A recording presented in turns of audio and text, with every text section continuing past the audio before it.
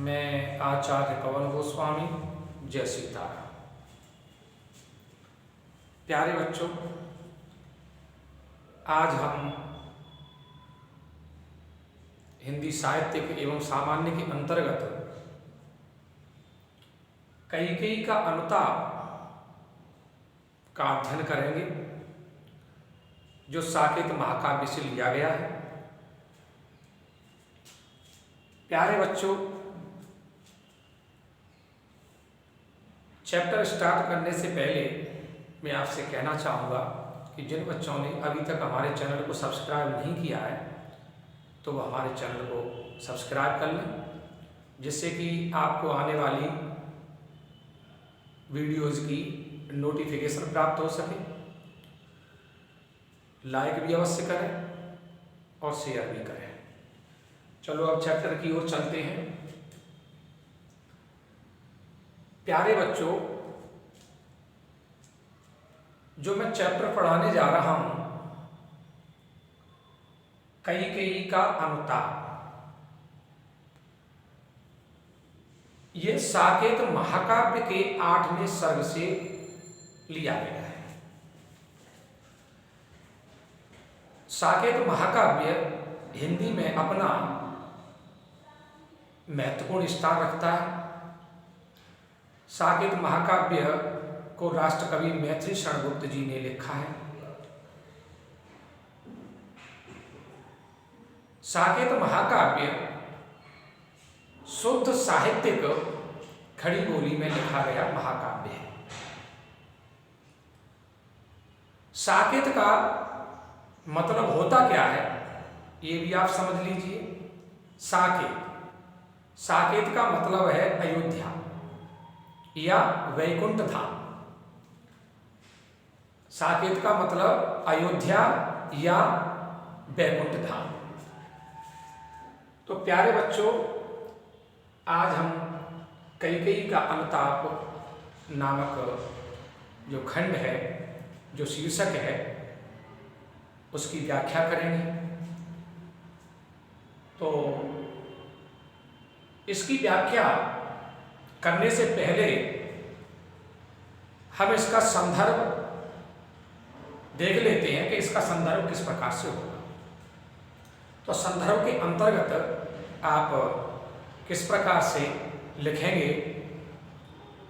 प्रस्तुत पद्यांश हमारी पाठ्य पुस्तक काव्य खंड में संकलित साकेत महाकाव्य के कैकेयी का अनुताप नामक शीर्षक से उद्धृत है, जिसके रचयिता राष्ट्रकवि मैथिली शरण गुप्त हैं। एक बार और देखते हैं। प्रस्तुत पद्यांश हमारी पाठ्य पुस्तक का हिंदी काव्य खंड में संकलित, हिंदी काव्य खंड में संकलित साकेत महाकाव्य के कैकेयी का अनुताप नामक शीर्षक से उद्धृत है, जिसके रचयिता राष्ट्रकवि मैथिली शरण गुप्त है। प्यारे बच्चों, अब नंबर आता है प्रसंग का। तो प्रसंग के बारे में मैं आपको बताना चाहूँगा कि जब भगवान प्रभु श्री रामचंद्र जी को वनवास हो जाता है और वनवास के समय में वो पंचवटी आश्रम में निवास कर रहे हैं, उनके साथ उनके छोटे भाई लक्ष्मण जी और उनकी भार्या माता सीता जी भी निवास कर रही हैं। उन्हें मनाने के लिए, उनको लौटाने के लिए अयोध्या का समस्त राज समाज, जिसमें कुलगुरु वशिष्ठ जी हैं, तीनों माताएं हैं, अयोध्या के समस्त नर नारी हैं, अयोध्या के समस्त नर नारी हैं। तो वो उन्हें मनाने के लिए पंचवटी आश्रम में पहुंचे हैं, जहां पर रात्रि में सभा बैठ गई है, जहां पर भगवान प्रभु श्री रामचंद्र जी की पर्णकुटी बनी हुई है। तो जो रात्रि में जो सभा बैठी है, तो उसका बहुत ही मनोहारी यहाँ पर वर्णन किया गया है। तो आप संक्षिप्त में प्रसंग को एक बार और देखेंगे। भ्रातृ प्रेम से ओतप्रोत भरत जी भगवान प्रभु श्री रामचंद्र जी को मनाने के लिए वन में गए हुए हैं। भगवान प्रभु श्री रामचंद्र जी की पर्णकुटी के सामने रात्रि में सभा बैठ गई है। रात्रि में जो सभा बैठी है उसका मनोहारी चित्रण किया गया है। अब व्याख्या देखते हैं। तदंतर बैठी सभा उटज के आगे, तदंतर बैठी सभा उटज के आगे, नीले वितान के तले दीप बहु जागे,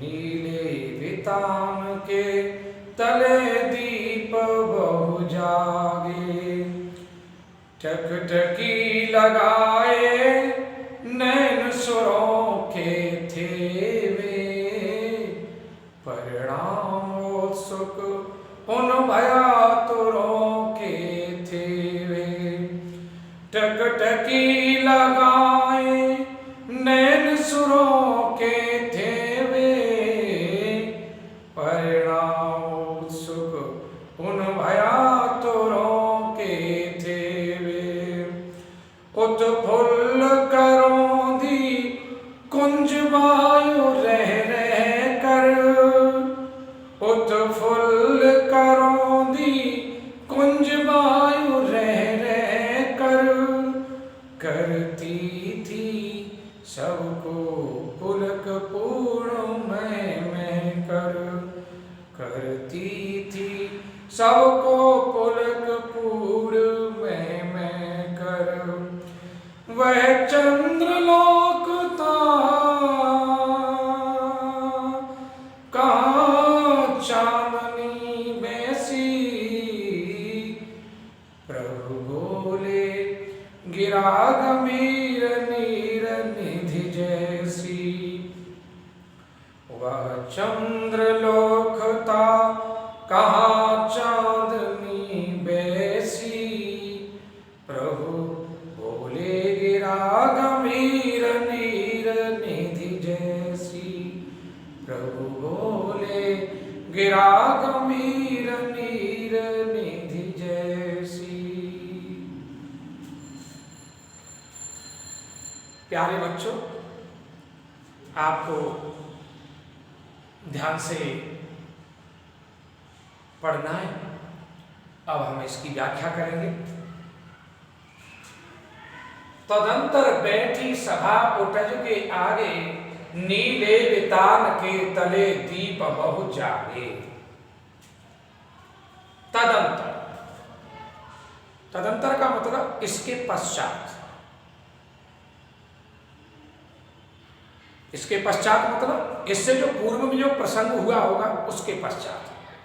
तो आप उसके पश्चात लगा सकते हैं, इसके पश्चात लगा सकते हैं, या तदंतर का तदंतर भी लिख सकते हैं। तो तदंतर बैठी सभा उटज के आगे। तदंतर भगवान प्रभु श्री रामचंद्र जी की उटज पर्णकुटी के सामने रात्रि में सभा बैठ गई है। उटज, उटज माने पर्णकुटी। तदंतर बैठी सभा उटज के आगे।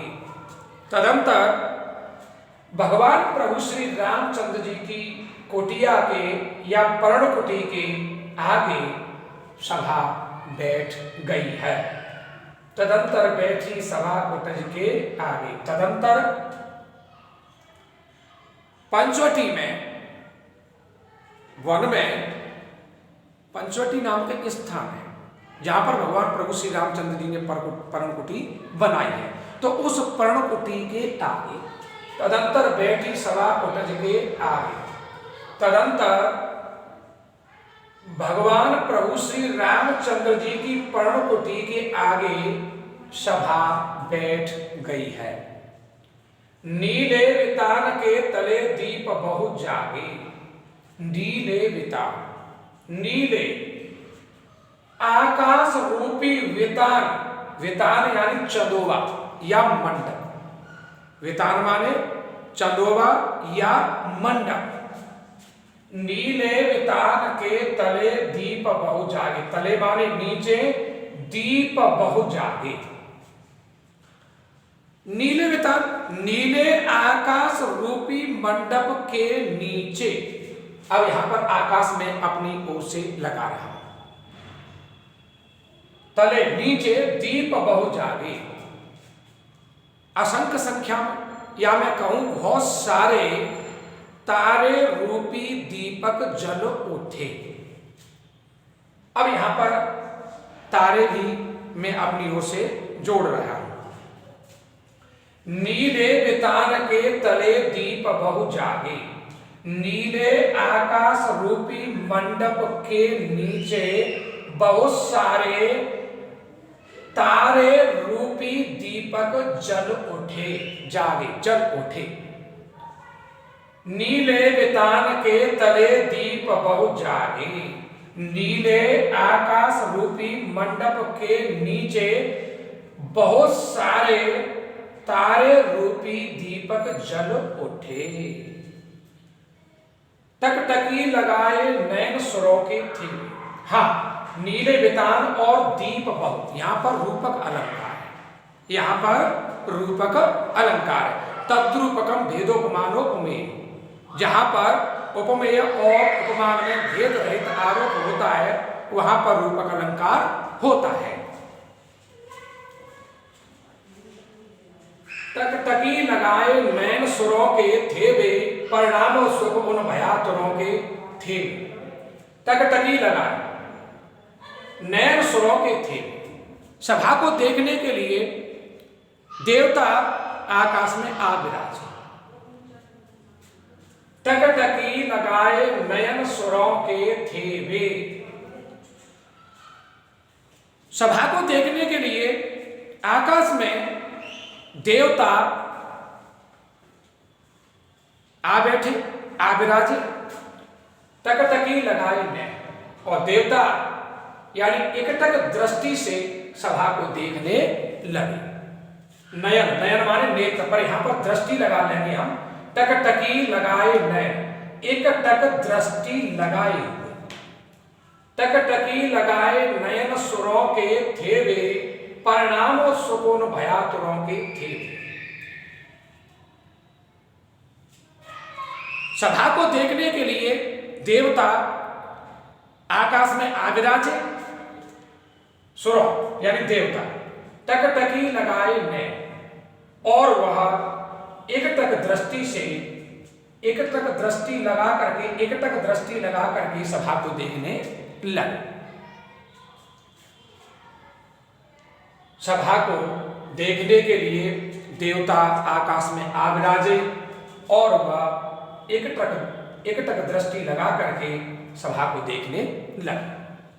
परिणाम सुख उन भयातुरों के थे, और देवता सभा के परिणाम को लेकर के उत्सुक है और भयभीत एवं व्याकुल भी है। परिणामोत्सुक उन भयातुरों के थे वे, थे। परिणामोत्सुक उन भयातुरों के थे। परिणामोत्सुक, परिणाम को जानने की इच्छा। भयातुरों, भय आतुरों, भय भयभीत, आतुरों व्याकुल। परिणामोत्सुक उन भयातुरों के थे वे, परिणाम को जानने की इच्छा को लेकर के, और देवता भयभीत एवं व्याकुल भी है। परिणामोत्सुक उन भयातुरों के थे वे।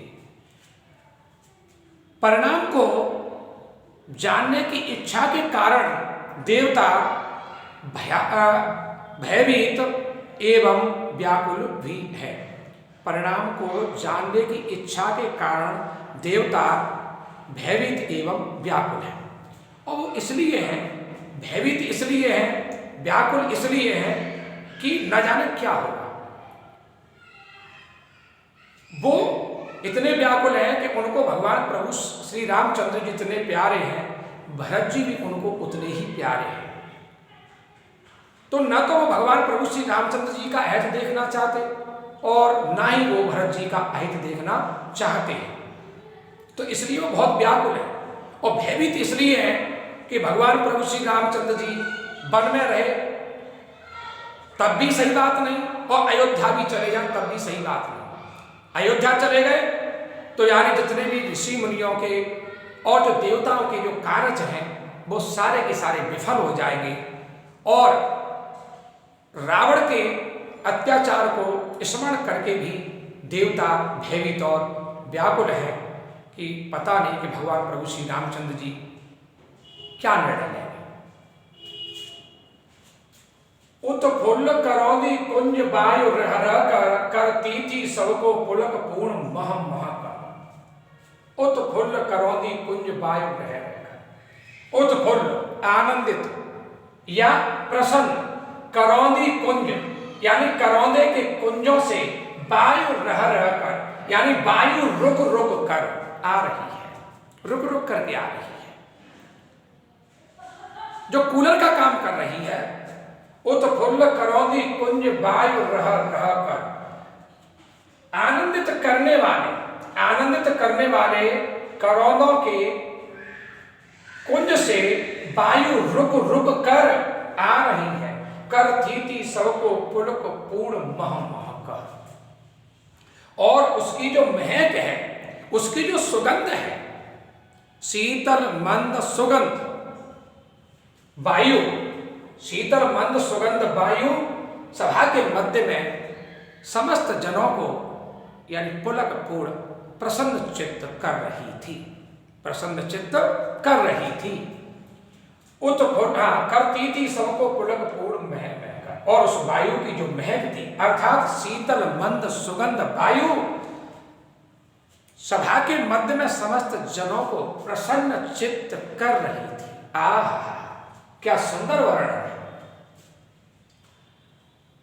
उत्फुल्ल करौंदी कुंज वायु रह रह कर करती थी सबको पुलक पूर्ण मह मह कर। आनंदित करने वाले करौंदों के कुंज से शीतल मंद सुगंध वायु रुक रुक करके सभा के मध्य में समस्त जनों को प्रसन्न चित्त कर रही थी, अर्थात आनंदित कर रही थी।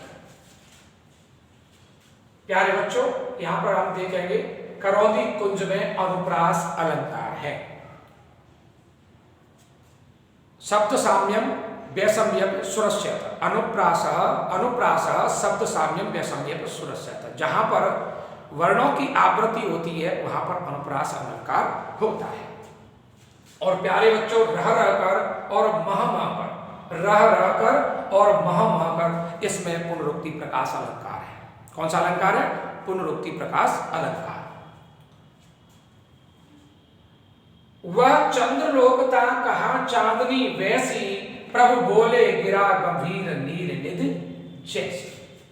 आह, पंचवटी के आश्रम में जो सभा आज बैठी हुई है रात्रि के समय में, तो वहां का इतना मनोहारी वर्णन किया गया है कि सभी का सौंदर्य के प्रति भाव जागृत हो जाता है। वह चंद्रलोकता कहां चांदनी वैसी, प्रभु बोले गिरा गंभीर नील निधि जैसी। आज पंचवटी आश्रम में जैसी चांदनी थी, वैसी चांदनी तो आज चंद्रलोक में भी नहीं थी। वह चंद्रलोकता कहां चांदनी वैसी। आज रात्रि में पंचवटी में भगवान प्रभु श्री रामचंद्र जी की पर्णकुटी के सामने जो सभा बैठी हुई है, आज वहां पर ऐसी स्वच्छ सफेद धवल चांदनी फैली हुई है कि चंद्रलोक भी उसके सामने फीका पड़ रहा है। आह, वह चंद्रलोक था कहाँ चांदनी वैसी।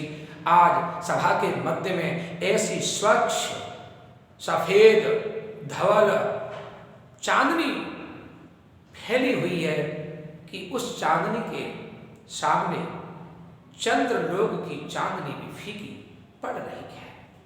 आह, प्रभु बोले गिरा गंभीर नीर निधि जैसी। इस वातावरण के मध्य में, ऐसे वातावरण से युक्त सभा के मध्य में भगवान प्रभु श्री रामचंद्र जी नीर निधि जैसी। नीर निधि, नीर माने पानी और निधि माने खजाना। पानी का खजाना समुद्र, तो नीर निधि माने समुद्र। समुद्र, तो समुद्र के समान गंभीर वाणी में भगवान प्रभु श्री रामचंद्र जी बोले। प्रभु बोले गिरा गंभीर नीर निधि जैसी। इस प्रकार के वातावरण से युक्त, इस प्रकार की चांदनी से युक्त सभा के मध्य में भगवान प्रभु श्री रामचंद्र जी समुद्र के समान गंभीर वाणी में बोले। गिरा माने वाणी। भगवान प्रभु श्री रामचंद्र जी समुद्र के समान गंभीर वाणी में बोले। प्यारे बच्चों, यहां पर जो गिरा गंभीर है, गिरा गंभीर, यहां पर भी अनुप्रास अलंकार है। और वैसी और जैसी, यहां पर उपमा अलंकार हो जाएगा। उपमानो उपमेय, जहां पर उपमेय की उपमान से तुलना की जाती है या समानता प्रदर्शित की जाती है या प्रकट की जाती है, वहां पर उपमा अलंकार होता है। तो प्यारे बच्चों, अब हम आपको चौथे स्टेप की ओर ले चलते हैं। चौथा स्टेप होता है आपका काव्य सौंदर्य। तो काव्य सौंदर्य के अंतर्गत क्या होगा, मैं उसे भी आपको बताई देता हूं। तो काव्य सौंदर्य के अंतर्गत हम देखते हैं रस। रस इसमें शांत है। छंद, सवैया छंद है इसके अंतर्गत। अलंकार, अलंकार इसमें 4 बन रहे हैं। अनुप्रास, पुनरुक्ति प्रकाश, रूपक और उपमा। भाषा, शुद्ध साहित्यिक खड़ी बोली या संस्कृत निष्ठ खड़ी बोली। शैली प्रबंध शैली है या फिर हम प्रबंधात्मक शैली भी लिख सकते हैं। गुण, इसमें प्रसाद है। शब्द शक्ति, इसमें अभिधा है। ये आपका काव्य सौंदर्य हो जाता है। एक बार और देख लीजिए। काव्य सौंदर्य के अंतर्गत रस इसमें शांत है, छंद इसमें सवैया है, अलंकार इसमें रूपक, अनुप्रास, पुनरुक्ति प्रकाश और उपमा है। भाषा इसमें शुद्ध साहित्यिक खड़ी बोली या संस्कृत निष्ठ खड़ी बोली है। शैली इसमें प्रबंध या प्रबंधात्मक शैली है। गुण प्रसाद है और शब्द शक्ति अभिधा है। प्यारे बच्चों, मैं आपको बता देना चाहता हूं कि जहां पर शांत रस होता है तो वहां पर गुण अपने आप प्रसाद हो जाता है। जहां पर शांत रस होता है तो वहां पर जो गुण होता है वो प्रसाद अपने आप ही हो जाता है, ऑलरेडी ही हो जाता है। प्यारे बच्चों, आज के लिए बस इतना ही। आज हमने साकेत महाकाव्य के कैकेयी का अनुताप शीर्षक की व्याख्या कराई, भाग 1 की व्याख्या कराई, पार्ट 1 की व्याख्या कराई। अब हम अगले राउंड में इस चैप्टर की भाग 2 में व्याख्या कराएंगे, इससे आगे की व्याख्या कराएंगे। और तब तक के लिए जय सीताराम।